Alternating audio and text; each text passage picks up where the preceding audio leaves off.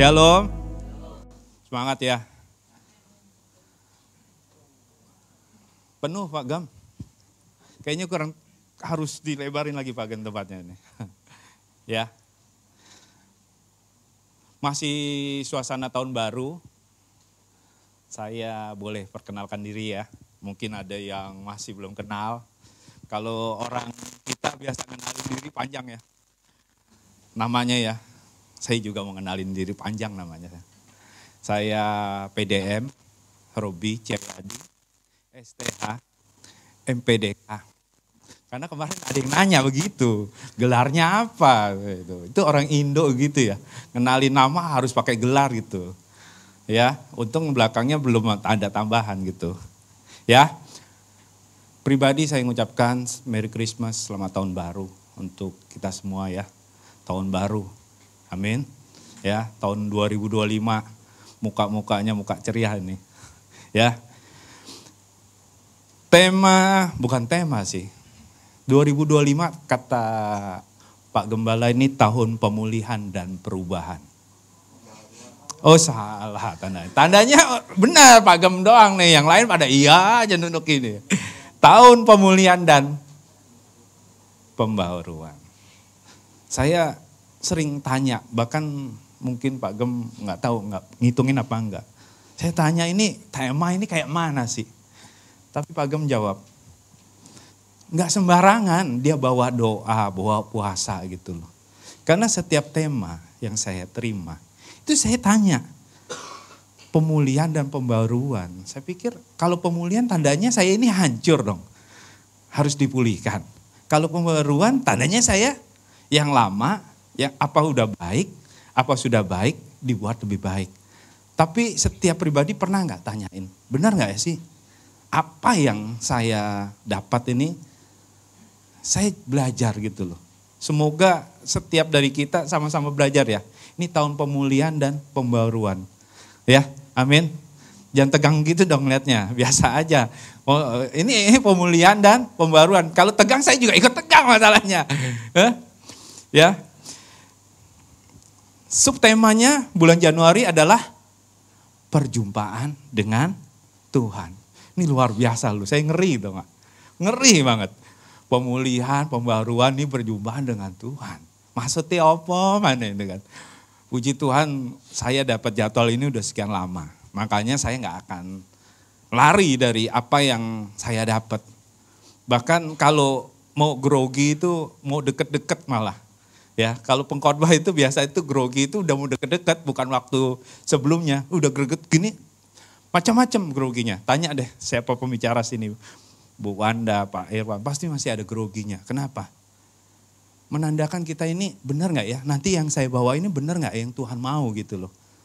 Orang bisa ngelihat saya, bahkan tim-tim pengembalaan di sini keren di atas mimbar. Tapi benar gak saya lakukan? Pribadi saya ngeri loh. Bahwa firman Tuhan, message yang saya dapat, itu sebelum saya bagikan ke jemaat itu, saya dulu yang dianem. Benar gak ya? Saya berjumpa dengan Tuhan gitu loh. Ya, tapi pagi hari ini percayalah, asik kok ini firman. Ya, amin. Ya, karena firman Tuhan tuh gak ada yang nakutin. Kita aja yang membikin sesuatu yang takut gitu loh, khawatir gitu loh. Ya, yuk kita masuk di perjumpaan dengan Tuhan. Bicara perjumpaan, ayatnya di Ayub 42 ayat 5.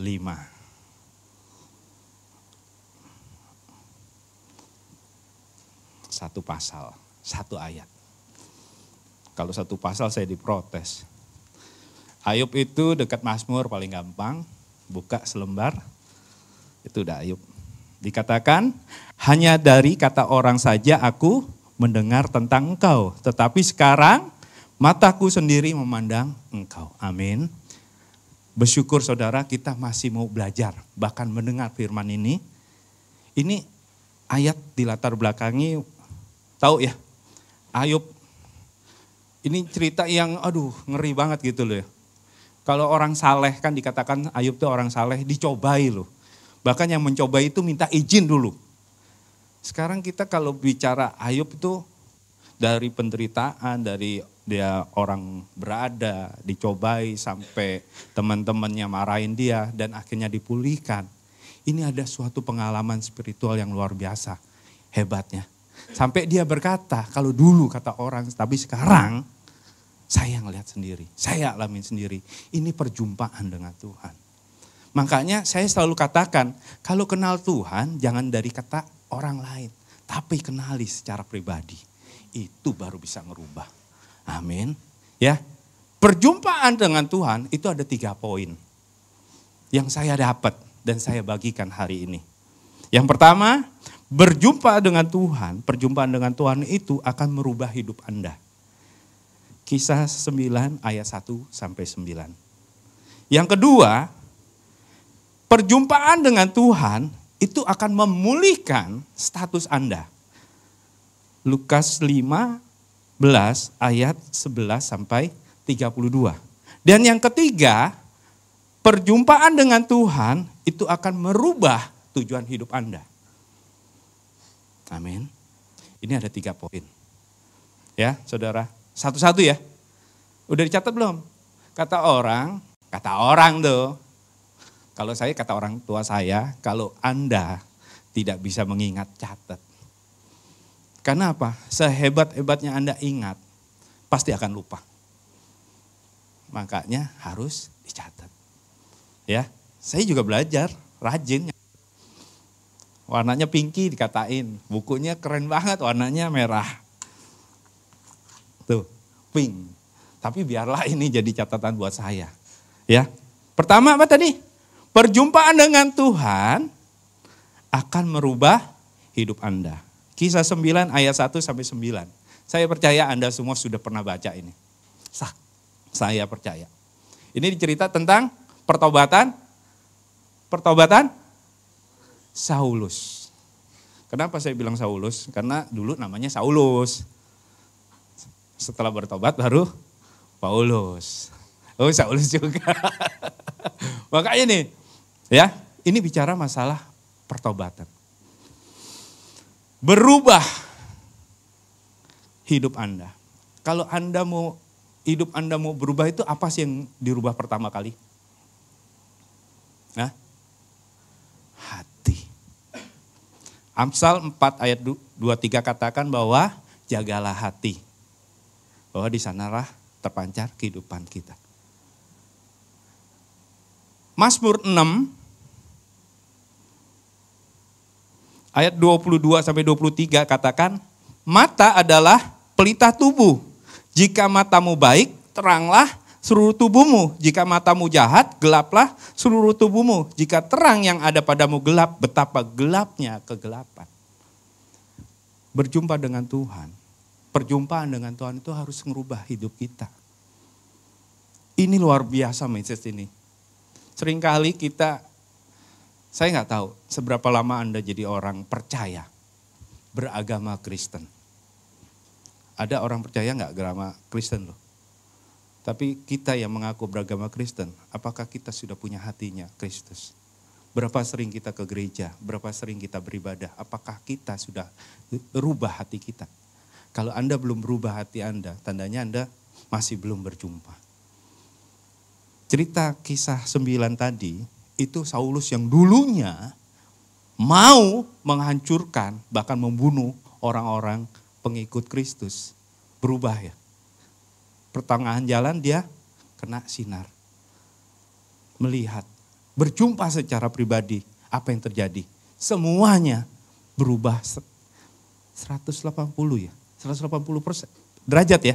Kalau 360 kan balik lagi 180 derajat ya. Dari yang tadinya negatif jadi positif. Kita seberapa banyak dari kita yang katanya selalu ibadah, punya enggak hati seperti berubah? Mohon maaf saudara, mohon maaf. Kalau Anda bilang, sudah Pak, sudah yang kayak mana? Jangan buat standar manusia, tapi standarnya Tuhan. Berubah itu benar-benar ekstrim. Tuhan tuh gak mau kalau berubah cuma separuh-separuh. Makanya gak kenal tuh yang namanya abu-abu. Putih ya putih, hitam ya hitam. Gak ada yang mau abu-abu. Maunya yang tengah-tengah lebih enak. Hari ini kita belajar, agak keras dikit. Kalau Anda benar-benar dikatakan berjumpa dengan Tuhan, berubah. Jangan lagi sebagai tahun-tahun yang dulu, ibadah hanya rutinitas, pelayanan kalau ditugasin doang. Saya amat sangat respect sama Pak Gembala.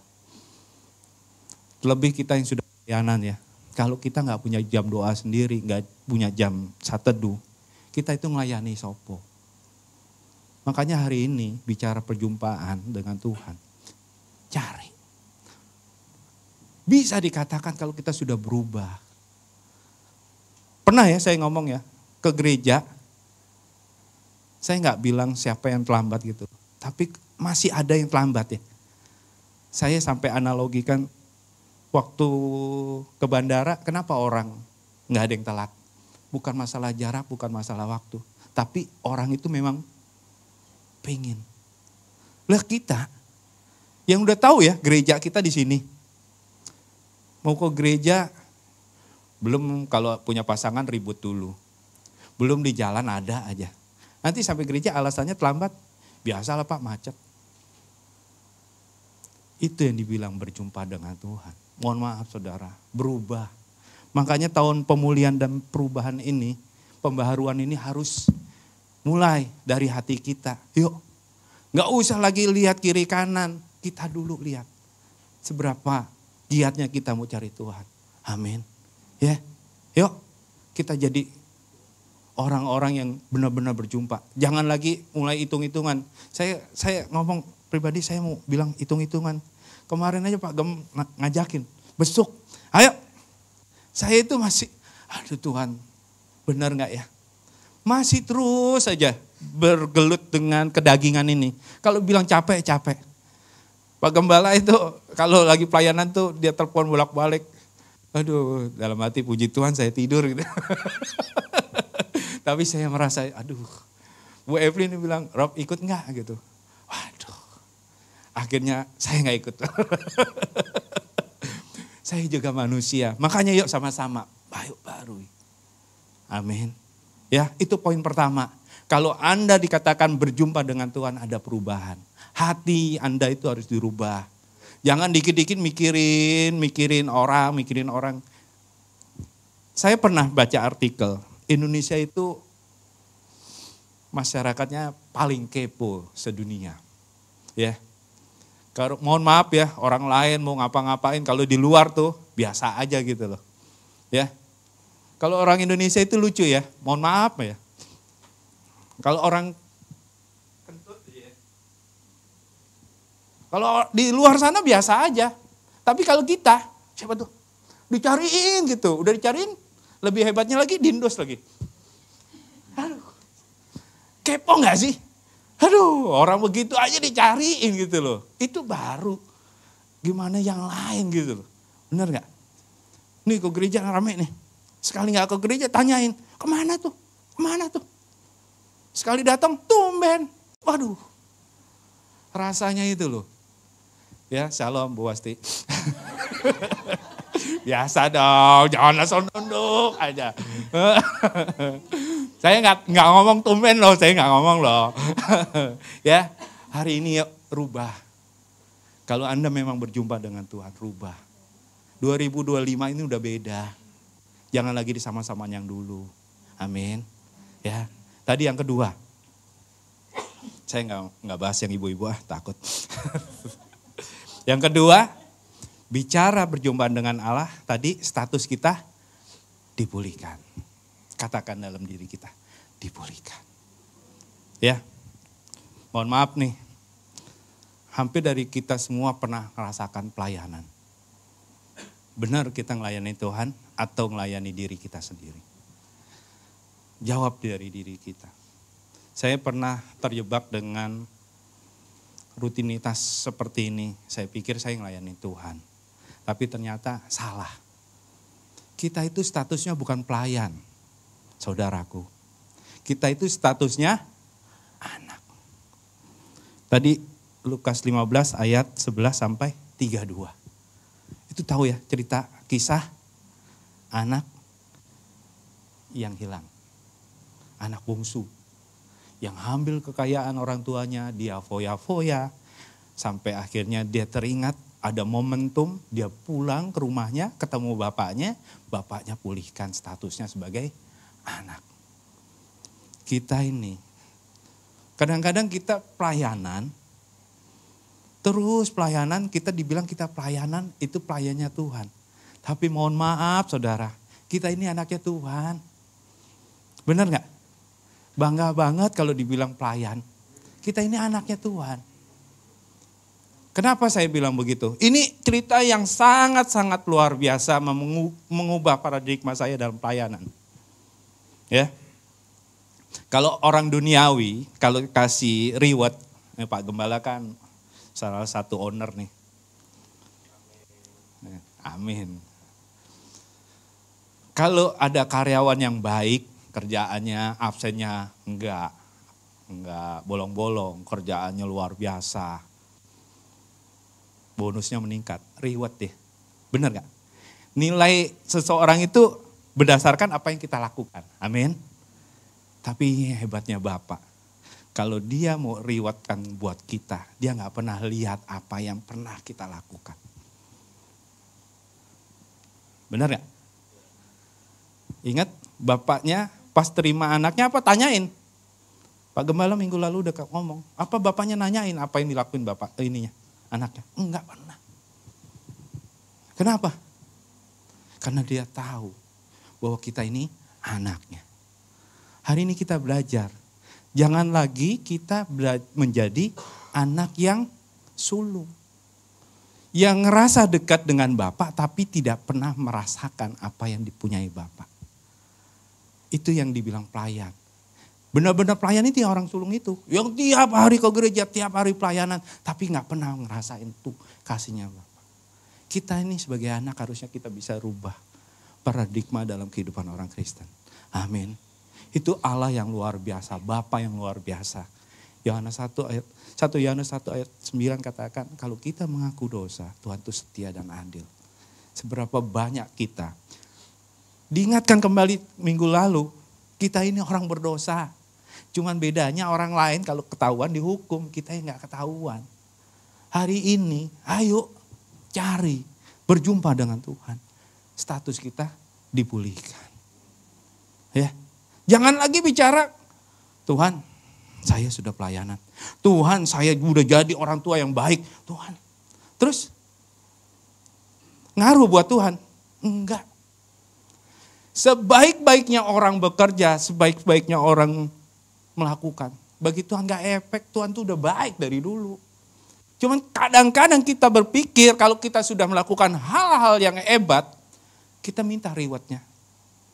Aneh ya. Makanya di sini loh, kalau kenal Tuhan jangan apa kata orang. Kenali secara pribadi. Pernah suatu ketika ada kesaksian dari, saya kan sering juga dulu ibadah sana sini. Kesaksian, hebat gak? Hebat. Nama Tuhan dimuliakan, nama Tuhan dimuliakan. Tapi mohon maaf saudara, bukannya saya gak menghargai setiap kesaksian. Mungkin hari itu saya akan berkobar hasrat saya. Tapi waktu dengar doang saksian. Selebihnya ya mohon maaf. Balik lagi ke kita. Makanya kesaksian orang lain yang begitu wow, padahal Tuhannya wow, itu gak akan merubah Anda. Kalau Anda sendiri gak pernah berjumpa dengan Tuhan. Anda gak akan pernah bilang Tuhan tuh baik. Kalau Tuhan tuh gak pernah ketemu sendiri. Saya pernah ngomong, Anda jemaat. Kemarin saya cerita sama Bu Evelyn. Katanya Tuhan tuh gak pernah merancangkan sesuatu yang gak baik gitu ya. Tapi apa yang terjadi? Kadang-kadang menurut kita, apa yang kita alami itu kayaknya gak sesuai ya. Benar gak sih? Ada ya?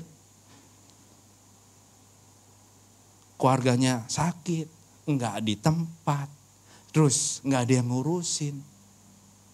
Apakah itu masuk rencananya Tuhan? Saya sempat diskusi sama Pak Gembala, benar gak Pak Gem? Ini rencananya Tuhan. Tapi kan beliau jawabnya Alkitabiah. Karena semuanya indah pada akhirnya. Kan belum berakhir, makanya belum tahu lihat indahnya kayak mana. Oh iya juga dah, saya positif aja. Tapi jujur ya saudara, kalau ikut Tuhan pasti banyak protesnya ya, benar nggak? Benar nggak? Maunya begini, maunya begini, maunya begini. Tapi Tuhan kan nggak kasih. Benar nggak? Saya sih maunya semua jemaat, semua kesini naik kendaraan. Tapi apa yang terjadi? Kan nggak sesuai dengan maunya saya. Saya sih maunya gerejanya gede. Tapi apa iya itu maunya kita menyenangkan Tuhan? Saudara, kalau Anda nggak kenal Tuhan saudara, Anda akan banyak terus protes. Hari ini kita belajar berjumpa dengan Tuhan. Status kita itu dipulihkan. Kita itu anak. Kalau anak harusnya ngerasain apa yang Tuhan punya, kita juga miliki. Jangan sebagai anak sulung yang berhari-hari bertahun-tahun hidup dengan bapaknya, dia nggak ngerasa. Di ayat, kalau di ayat 21, 22, 23 kan dipulihkan masalah anaknya. Cuman di waktu anaknya datang, dia panggil pelayannya kan. Itu siapa? Oh adik lu, kasarnya gitu kan. Adik kamu baru pulang. Dimasakin, dibuatin yang enak. Dia akhirnya protes, Bapak. Sekian lama saya ikut Bapak, saya nggak pernah tuh dimasakin yang enak itu. Apakah kita akan menjadi seperti itu? Yang katanya setiap minggu, setiap hari beribadah terus nggak ngerasain berkatnya Tuhan. Hari ini firman menegur saya. Saya percaya setiap kita pasti ditegur. Berapa banyak kita yang selalu minta dan minta padahal kita sudah diberi. Amin. Status kita itu sudah dipulihkan. Mungkin dulu kita orang luar, tapi dia sudah tebus kita. Jadi miliknya. Hargai apa yang Tuhan lakukan. Jadi jangan lagi, kalau 3 ayat 23 katakan, lakukan semuanya buat Tuhan. Jangan lagi mulai berhitung. Kalau Anda sudah mulai berhitung, saya selalu bilang, jangan sampai Tuhan hitung-hitungan. Amin. Ini loh, rubah. Jangan lagi cuman mentalnya minta dan minta. Saya kerja di sekuler sebagai marketing. Saya ditanamkan, seorang marketing, seorang sales itu jangan punya jiwa minta-minta. Karena arahnya ke sana, dikit-dikit minta PO, dikit-dikit minta referensi. Jangan. Saya lalu diajarkan bagaimana menciptakan sebuah peluang. Buat sesuatu. Hari ini kita belajar, kalau kita anak, rasakan. Tuhan tuh sudah sediakan. Amin. Ya. Makanya hari ini kita belajar, bicara kita berjumpa dengan Tuhan. Ada status kita yang sudah dipulihkan. Dahulu gak pernah diperhitungkan, kalau di mata Tuhan kita ini jadi berharga. Orang lain boleh gak nganggep, bahkan pasangan pun kalau kita gak nganggep kita. Maksudnya gak pernah menghargai kita. Ingat, masih ada Tuhan. Sampai se-ekstrimnya itu loh. Amin. Kalau orang lain maksudnya, kenapa saya bilang pasangan? Karena orang-orang terdekat lah yang kadang-kadang yang sering buat kita kecewa. Kalau Pak Gembala, orang gereja buat kita kecewa. Ya seminggu sekali. Tapi kalau orang-orang sekitar kita buat kecewa, kita yang mulai kena racun. Ujung-ujungnya apa? Sakit hati. Makanya saudara, kalau Anda punya Tuhan, berjumpa dengan Tuhan, punya hati seperti Tuhan. Lagunya tadi bagus. Ya, amin. Hari ini saya pingin Tuhan, kalau saya bawa firman gak usah panjang-panjang. Kayak ibu yang ono gitu kan. Tapi Tuhan diam aja sama saya. Jangan minta aneh-aneh lah gitu. Udah, nikmatin. Saya nggak bilang mengalir ya. Lucu ya kalau dibilang mengalir aja gitu. Emangnya apa gitu. Air aja mengalir ada tujuan ya. Masa khotbah nggak ada tujuan. Maksudnya khotbah begini apa? Supaya Anda paham. Saya ditolong, Anda juga ditolong. Saya dirubah pikiran saya, mindset saya kepada Tuhan, Anda juga akan dirubah. Jangan lagi seperti 2024 yang lalu. Yang dulu mungkin ditegur, dikasih tahu marah-marah. Yang dulu kalau disapa melengos terus merasa nggak dihargai. Rubah. 2025 mau ngapain lagi? Kalau nggak dimulai dari diri kita, mau dari siapa? Contohnya sudah banyak. Paulus, anak yang, amin. Ini baru 2 poin. Poin yang terakhir ya. Kalau katanya kalau poin terakhir itu yang sakit disembuhkan gitu kan. Yang matanya tertutup melihat gitu kan. Ya, poin terakhir, perjumpaan dengan Tuhan itu akan merubah tujuan hidup saudara. Katakan amin. Kita buka di Yohanes 4.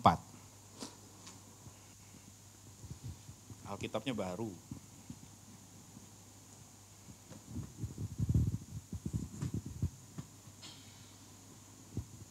Saya mau belajar kayak Pak Gembala, kalau baca Alkitab kayaknya tenang gitu. Kalau saya agak grogi gini-gini. Bukan grogi apa-apa, mata saya yang luar biasa ini. Yohanes 4, saya langsung ke poinnya ke ayat 39 ya. Dan banyak orang Samaria dari kota itu telah menjadi percaya kepadanya karena perkataan perempuan itu yang bersaksi, ia mengatakan kepadaku segala sesuatu yang telah kuperbuat. Perikopnya itu di Yohanes 4 ayat 1 sampai 5:4 ini cerita mengenai percakapan Tuhan Yesus dengan wanita Samaria. Yang dikatakan bahwa agak aneh orang Samaria kok bisa bicara gitu. Dalam artian bukan wanitanya tapi sukunya. Tapi singkat cerita sampai akhirnya wanita itu berubah menjadi saluran berkat. Banyak orang percaya. Pandangan, perubahan, berjumpa dengan Allah. Itu akan merubah hidup kita. Makanya saya selalu ngomong sama setiap orang, kalau bicara hidup harus punya tujuan.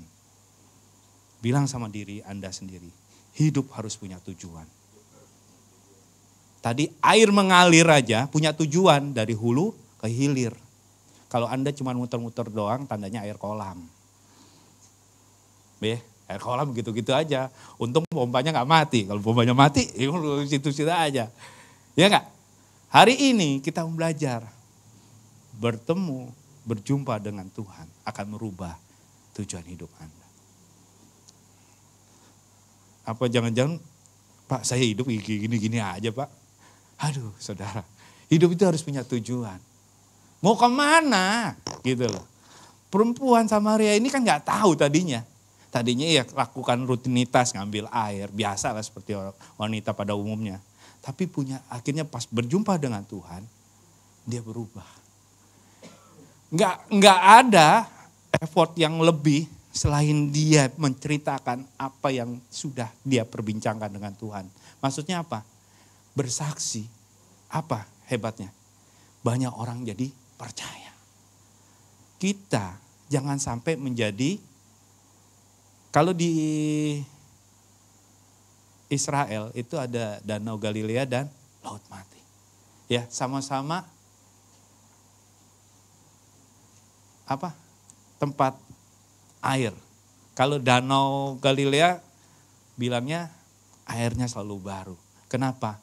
Setiap terima air dia bisa salurkan tempat yang lain. Tapi kalau Laut Mati ya di situ-situ aja. Disitulah tempat saya bisa berenang, saudara. Maksudnya apa? Kalau kita hidup, jadilah saluran berkatnya Tuhan. Harus punya tujuan hidupnya. Amin. Kenapa sih enaknya jadi saluran berkat? Kita itu jadi orang pertama yang terima berkat Tuhan. Daripada Anda hanya cuma terima berkat, tapi gak pernah disalurkan. Kalau Anda jadi saluran berkat, Tuhan tuh kasih berkat dulu ke Anda, baru Anda salurkan. Lebih enak mana? Makanya saya merasa gak pernah kekurangan.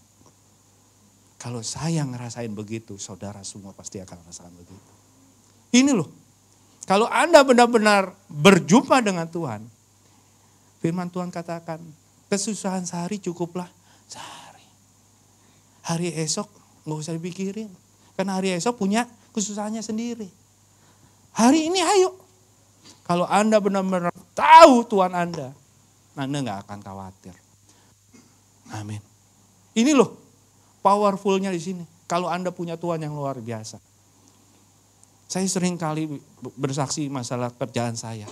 Tapi kalau Tuhan tolong, itu nggak setengah-setengah, nggak tanggung-tanggung, over. Saya kemarin closing Pak Gem, penjualan saya kemarin 130%. Yang tadinya saya nggak tahu harus jualan apa. Tuh, Tuhan tuh kalau kasih berkat tuh nggak tanggung-tanggung. Tinggal kitanya bagaimana. Hari ini sama-sama tetapkan tujuan hidup Anda. Kalau dulu belum punya tujuan, ayo di rumah tanyakan Tuhan. Tuhan saya mau begini loh. Kalau Anda menjadi seorang istri, jadi istri yang baik. Saya nggak pernah, Pak gimana? Enggak, di firman Tuhan ada kok. Jadi istri yang kayak mana? Kalau jadi laki, suami, jadi suami yang kayak mana? Kalau jadi anak yang kayak mana? Sehingga apa? Rancangan Tuhan, master plan-nya Tuhan dalam keluarga itu akan terpenuhi. Amin. Yuk sama-sama rubah tujuan hidup Anda. Kalau Anda benar-benar memang sudah berjumpa dengan Allah. Amin.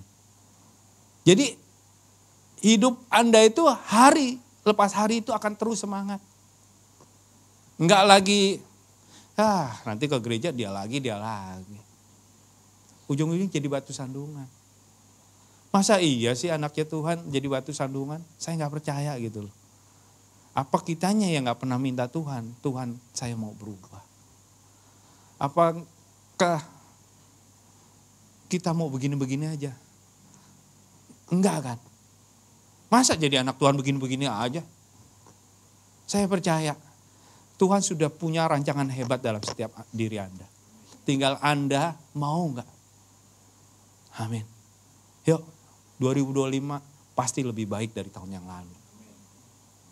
Perjumpaan dengan Tuhan itu harus berjumpa dengan secara pribadi. Jangan lagi apa yang kata orang. 3 hal ini mengubah, menjadikan kita, oh iya, tahun pemulihan dan pembaharuan ini bukan sekedar tema tahunan biasa, tapi benar-benar kita akan menjadi yang terbaik. Amin. Ya, simple. Sesimpel itu Tuhan ngajarin. Kalau Anda mau belajar banyak contoh, banyak di Alkitab. Tapi cukuplah 3 pesan ini. Kalau Anda benar-benar berjumpa, ayo sama-sama. Dia gak pernah terbatas oleh waktu, dia gak pernah terbatas dengan tempat. Tinggal kita mau apa enggak, mau berjumpa sama Tuhan. Tingkatkan jam doa Anda, tingkatkan hari-hari Anda dengan Tuhan. Saya 2025 secara pribadi, saya pingin Tuhan, kok ada ya orang yang audible ya, dengar suara Tuhan gitu. Bisa gak saya begitu? Tuhan gak ngomong, bisa apa enggak. Tapi Tuhan kasih kepekaan lebih buat saya. Supaya apa? Gak harus audible baru tahu rancangan Tuhan. Tuhan punya masing-masing. Saya gak bilang saya gimana. Tapi setidaknya kalau kita mau, Tuhan tuh akan rubah kita untuk menjadi anak yang benar-benar anak. Bukan lagi anak yang hidup terus-terusan gak bisa ngerasain berkatnya Tuhan. Amin.